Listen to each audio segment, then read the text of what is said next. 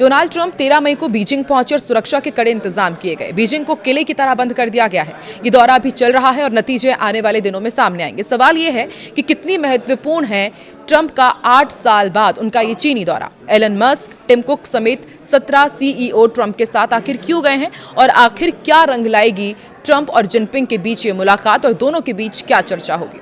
नमस्कार, मैं हूं आकांक्षा और आप देख रहे हैं न्यूज़ 18 का डिजिटल प्लेटफॉर्म। ट्रंप 8 साल बाद चीन के दौरे पर हैं। वो 13 से 15 मई तक बीजिंग में रहेंगे। इससे पहले वो 2017 में भी चीन गए थे और उसी दौरे के बाद दुश्मनी शुरू हो गई थी। इस दौरे को दोनों देशों के बीच रिश्तों को स्थिर करने का बड़ा मौका माना जा रहा है। हालांकि ईरान युद्ध की वजह से माहौल थोड़ा जटिल भी माना जा रहा है।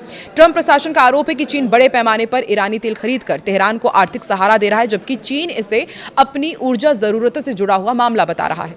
दूसरी तरफ अमेरिकी किसानों की नजरें भी इस दौरे पर टिकी हुई है, क्योंकि उन्हें मजबूत ट्रेड डील की उम्मीद है। तो जानते हैं कि ट्रंप की यात्रा का मकसद क्या है और इसमें क्या होने वाला है।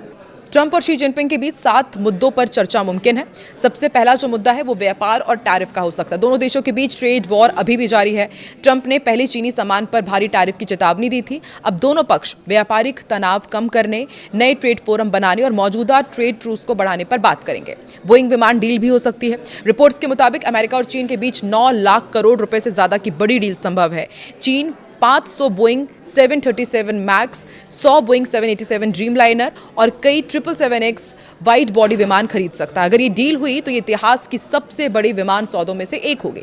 सोयाबीन और कृषि उत्पादकों को भी काफी इस डील से उम्मीद है। दरअसल अमेरिकी किसान इस दौरे से बहुत उम्मीद कर रहे हैं। ट्रेड वॉर के दौरान चीन ने ब्राजील से सोयाबीन खरीद बढ़ा दी थी, जिससे अमेरिकी किसानों को नुकसान हुआ था। अब चीन फिर से अमेरिकी सोयाबीन और दूसरे कृषि उत्पाद खरीद सकता है।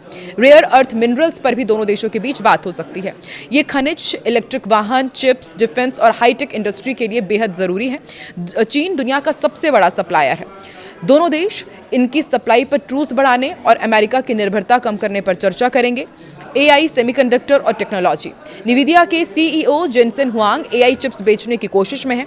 ट्रंप ने खुद जेनसेन हुआंग का फोन करके दौरे पर उन्हें बुलाया, क्योंकि वो एआई चिप्स के मामले में चीन के साथ बातचीत करना चाहते हैं। ईरान युद्ध, इस पर भी दोनों देशों के बीच चर्चा हो सकती है। ये दौरे का बहुत अहम मुद्दा है।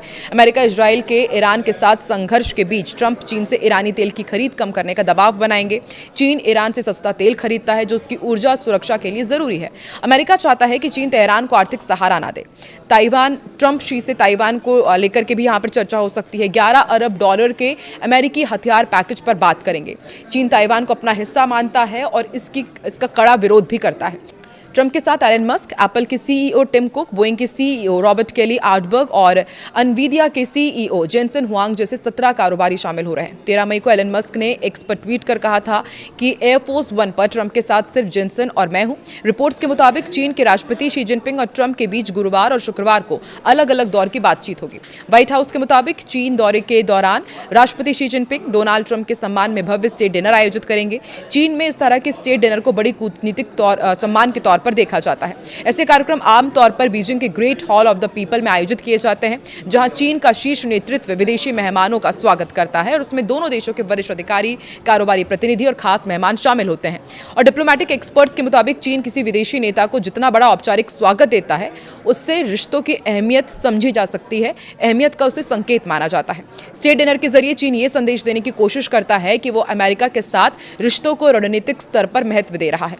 ट्रंप के पहले कार्यकाल में साल 2017 के चीन दौरे के दौरान भी राष्ट्रपति शी जिनपिंग ने उनके सम्मान में विशेष स्वागत कार्यक्रम रखा था। तो क्या दोनों देशों की दुश्मनी खत्म हो जाएगी? ये सबसे बड़ा सवाल है। और देखिए, एक्सपर्ट्स कह रहे हैं पूरी तरह तो नहीं।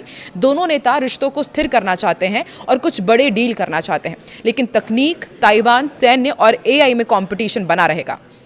ईरान युद्ध की वजह से कुछ मुद्दों पर ग्रोथ धीमी हो सकती है, फिर भी दोनों पक्ष स्थिरता और सहयोग पर जोर दे रहे हैं। यह अमेरिका चीन संबंधों के लिए महत्वपूर्ण कदम है। दुनिया की 2 सबसे बड़ी अर्थव्यवस्थाओं के बीच तनाव कम होने से जाहिर सी बात है ग्लोबल मार्केट्स, व्यापार और सुरक्षा पर असर पड़ेगा। अमेरिकी कारोबारी इस दौरे से चीन में अपने बिजनेस को और मजबूत करने की उम्मीद कर रहे हैं, जबकि चीन स्थिरता और आर्थिक फायदे चाहता है। इसी बीच चीन के विदेश मंत्री वांग यी ने पाकिस्तान से अमेरिका और ईरान के बीच तनाव कम कराने के प्रयास तेज करने की अपील की है। उन्होंने खासतौर पर हॉर्मुज को दोबारा खोलने में मदद करने पर जोर दिया। समाचार एजेंसी शिन्हुआ के मुताबिक वांग यी ने पाकिस्तान के विदेश मंत्री मोहम्मद इशाक डार से फोन पर बातचीत की है। इस दौरान इशाक डार ने अमेरिका और ईरान के बीच मध्यस्थता के लिए पाकिस्तान द्वारा किए गए प्रयासों की जानकारी दी।